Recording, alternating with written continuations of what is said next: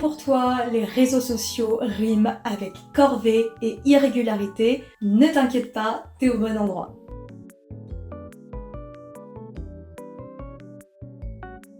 Salut les biquettes! Aujourd'hui, je suis encore une fois tout le temps super contente de vous retrouver pour cette nouvelle vidéo. Aujourd'hui, un format qui change un petit peu plus de d'habitude puisque je vais vous faire un tutoriel. Un tutoriel pour quoi exactement? Cette vidéo va vous intéresser si vous êtes une entreprise qui souhaite communiquer davantage sur les réseaux sociaux. Souvent, quand je parle à des entrepreneurs qui communiquent peu sur les réseaux sociaux, c'est très souvent pour les mêmes raisons. Et une de ces raisons, c'est le manque de régularité. Et oui, on a déjà une entreprise à gérer, c'est déjà très long, ça demande déjà beaucoup d'espace mental. Alors si en plus on rajoute les réseaux sociaux, ça devient un petit peu le bazar dans votre tête. Et c'est tout à fait compréhensible. Cependant, en tant qu'entreprise, communiquer sur les réseaux sociaux, c'est super important parce que ça permet d'augmenter la visibilité de son business et de se forger une communauté. Mais donc, comment est-ce qu'on pallie à ce manque de régularité? Comment est-ce qu'on s'organise et comment est-ce qu'on se motive pour publier régulièrement sur ces réseaux sociaux? Eh bien, en tant que community manager, j'utilise un outil que beaucoup d'autres community managers utilisent pour la simple et bonne raison qu'il est miraculeux et extrêmement pratique. Je parle bien sûr du calendrier éditorial. Comme son nom l'indique, le calendrier éditorial, c'est un calendrier. Bravo! Mais attention, pas n'importe quel calendrier, un calendrier qui te permet de planifier tes posts à une date et à une heure précise. Personnellement, je publie 3 fois par semaine sur mon compte Instagram et parfois sur LinkedIn et YouTube. Et ça, c'est seulement pour moi parce que quand je dois aussi programmer du contenu pour mes clients, ça me rajoute plus de travail et donc forcément je dois encore plus m'organiser. Et donc c'est pour cela qu'aujourd'hui je vais vous montrer donc déjà à quoi sert un calendrier éditorial, à quoi est-ce qu'il ressemble et également comment est-ce qu'on en crée un qui nous permet d'optimiser notre temps de travail et surtout d'être méga organisé dans notre communication. On passe à la partie tuto. Donc là, c'est un exemple d'un calendrier éditorial. Et c'est mon calendrier du mois d'octobre 2025. Très simplement, il se présente comme ceci. À gauche, on retrouve les dates. Ensuite, on retrouve le nom du post. À côté, on va venir retrouver les réseaux sociaux sur lesquels on poste. Ensuite, l'état du post, le type de post, si c'est un post simple, en carrousel ou si c'est une vidéo sous forme de réel ou de short YouTube. Et enfin, la description. Déjà, rien que ça vous permet d'avoir un point de vue global sur ce que vous allez poster ce mois-ci. Tout simplement parce que vous avez un recul immédiat sur ce que vous postez. Et en plus de ça, ça nous permet de voir notre avancée. Alors là, évidemment, ce calendrier éditorial, il est de 3 posts par semaine, mais évidemment, vous n'êtes pas obligé de commencer à ce rythme-là. Le rythme parfait, c'est un rythme régulier qui vous convient et que vous pouvez tenir sur le long terme. Et donc, ce calendrier éditorial, il est bien beau, il est bien pratique, mais comment est-ce qu'on le fait? Alors, vous pouvez utiliser plusieurs logiciels. Personnellement, je préfère largement utiliser Notion. Notion, c'est un peu mon petit bijou, mon petit doudou, je l'utilise tout le temps. Et c'est pas un placement de produit, c'est vraiment juste une lettre d'amour improvisée à Notion. Et donc, dans ce tuto, je vais vous montrer comment est-ce qu'on crée un calendrier éditorial sur Notion. Donc là, on se retrouve sur une page Notion que je viens de créer à l'instant. Donc dans un premier temps, ce que je vais venir faire, c'est tout simplement de venir créer un tableau. Pour venir insérer de nouveaux éléments, il vous suffit juste de faire / et de rechercher parmi tous les éléments disponibles. Il y en a vraiment beaucoup, je vais pas tous vous les montrer parce que cette vidéo est centrée sur le calendrier éditorial, mais croyez-moi, vous pouvez vraiment vous amuser sur ce logiciel. Donc là par exemple, je vais prendre dans le côté base de données le point de vue table. Dans un premier temps, on va juste avoir un truc de base avec le nom et les propriétés, mais on va venir le peaufiner un petit peu et vraiment le rendre complet. Donc déjà, dans un premier temps, on va venir choisir les dates. Pour ajouter un élément, il vous suffit de cliquer sur ajouter une propriété et ensuite à venir sélectionner un des éléments présents. Il y en a vraiment beaucoup, encore une fois. Là, ce qui va m'intéresser, ça va être une date.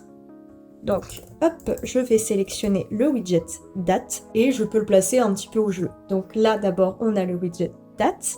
Ensuite, on a déjà un widget de nom. Donc moi, je vais rajouter le nom du post. Donc déjà, on a par exemple une nouvelle page. Et imaginons, je veux publier une fois par semaine, tous les lundis. J'ai juste à cliquer ici et on a directement un petit calendrier qui nous montre les différentes dates du mois et c'est très simple à sélectionner. Donc là, je vais venir choisir le 1er décembre, mais je peux également créer plusieurs nouvelles pages en dessous. Ça va venir rajouter 2 nouvelles colonnes. Et là, par exemple, je vais rajouter tous les lundis du mois. Donc là, déjà, le calendrier éditorial fait un peu moins peur puisqu'on fonctionne uniquement à un post semaine. Donc pour le mois de décembre, il y a seulement 5 posts. Si vous voulez débuter en communication sur les réseaux sociaux, un post semaine, c'est déjà très très bien. Ça fait 5 posts par mois, c'est largement faisable. Donc ensuite là, on a toutes nos dates. Et là, dans nom du post, je vais vraiment venir rajouter, hop, tout ce qu'il y a de plus simple, nom de poste. Évidemment, vous rajoutez un vrai nom, mais là, c'est pour le tuto. Ensuite, une fois qu'on a fait cette partie-là, on a déjà la date et le nom, bah là ensuite, qu'est-ce qui nous intéresse? C'est le réseau sur lequel il sera posté. Donc, on va venir tout simplement rajouter une nouvelle catégorie et on va mettre sélection multiple. Et on va changer le nom par réseau social. Pour venir rajouter des nouveaux réseaux, on va juste venir cliquer et ça va nous indiquer des options. Donc moi je vais mettre les 3 que j'utilise le plus, Instagram, YouTube et LinkedIn. Donc il vous suffit juste de rentrer le nom. Hop, donc là je rajoute Instagram, mais je peux évidemment en rajouter d'autres comme LinkedIn ou YouTube.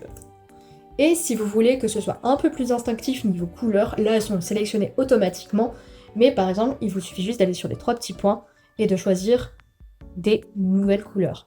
Moi, je mets les couleurs un peu des réseaux en question. Comme ça, au premier coup d'œil, on voit exactement lequel réseau c'est.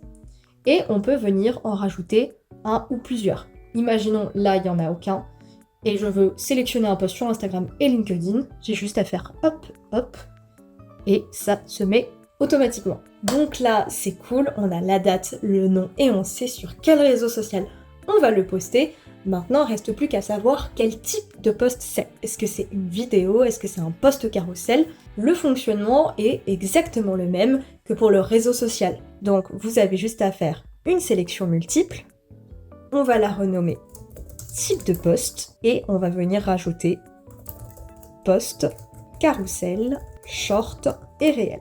Imaginons que je veuille faire un post en carrousel, j'ai juste à sélectionner les deux, un post simple ou alors réel shorts. Donc encore une fois, vous pouvez changer les couleurs en fonction de ce que vous préférez, mais c'est vraiment pour vous donner un aperçu de ce que vous aurez à poster. Ensuite, et ça c'est pour une question d'organisation, c'est l'état du post.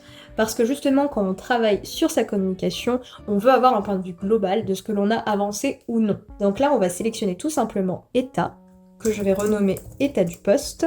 Et là, on a déjà automatiquement pas commencé, en cours ou terminé. Donc si vous voulez en rajouter d'autres, il y a modifier la propriété et vous pouvez ajouter de nouveaux types. Donc dans la catégorie en cours, je vais venir rajouter à programmer. Et je vais le changer de couleur, je vais le mettre en jaune. Et comme ça, imaginons, vous êtes en train de faire un post, vous le basculez en cours, ou alors à programmer ou terminer quand il est programmé, prêt, parfait. Et enfin, le petit dernier, le petit bonus, c'est hop, la description de votre post. Donc là, on a automatiquement les états, mais ce que je vais faire, c'est que je vais venir modifier. Je vais venir écrire non rédigé, le mettre en rouge et je vais venir également mettre rédiger en vert. Et comme ça, quand vous avez terminé de rédiger votre post, vous avez juste à écrire en rédigé. Comme ça vous donne vraiment un aperçu global. Et enfin, ça c'est le petit dernier. J'avais dit celui d'avant que ce serait le dernier, mais celui-là c'est un peu une sorte de bonus, c'est les notes. Par exemple, quand vous faites un post sur Instagram ou que vous avez une idée de post, il faut toujours, par pitié, le noter. Parce que sinon, on a très vite tendance à oublier. Donc pour ça, il faut le noter. Donc dès que vous avez une idée de post à ajouter dans votre calendrier éditorial, vous le faites dans la petite partie notes.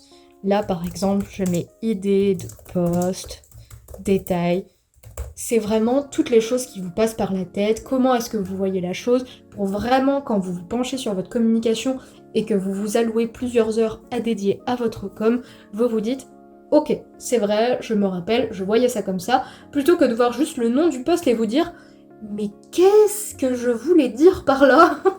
Là, au moins, vous aurez tous les détails, ça va vous rafraîchir la mémoire. Et voilà, vous avez un petit calendrier éditorial tout propre, et vous avez juste à le remplir, à le refaire, à votre guise, en fonction de ce que vous préférez. Et là, ça va vraiment vous aider à être organisé, à avoir un point de vue global sur votre communication et vous aider à être beaucoup plus régulier. Plutôt que de vous dire à la dernière minute, ça fait 3 semaines que j'ai pas posté, faudrait peut-être que je m'y mette. Là, au moins, ça va vous aider à rester focus. Et voilà, c'était tout pour comment est-ce que l'on crée un calendrier éditorial. Donc n'hésitez pas à me dire en commentaire si ce petit tutoriel vous a aidé, puisque c'est un format qui change un petit peu de ce que je fais d'habitude. Donc si vous l'avez apprécié, n'hésitez pas à me le dire, si vous vous en êtes servi. Et puis si vous avez d'autres choses que vous souhaiteriez que j'aborde, d'autres tutos, d'autres choses que vous aimeriez que je fasse, dites-le moi en commentaire également. Pour ceux qui aimeraient un petit peu plus approfondir leur gestion des réseaux sociaux et avoir beaucoup plus d'astuces comme celle-ci, je propose une petite formation de 3 heures en visio, en one-to-one, pour apprendre à gérer ses réseaux sociaux comme un pro et partir avec des bases solides pour communiquer régulièrement et efficacement. Donc si cette petite formation vous intéresse, n'hésitez pas à vous rendre sur mon site internet biquetteduweb.fr et à m'envoyer un petit message. Je vous remercie beaucoup si vous êtes restés jusqu'à cette partie de la vidéo. Et sur ce, je vous dis salut les biquettes!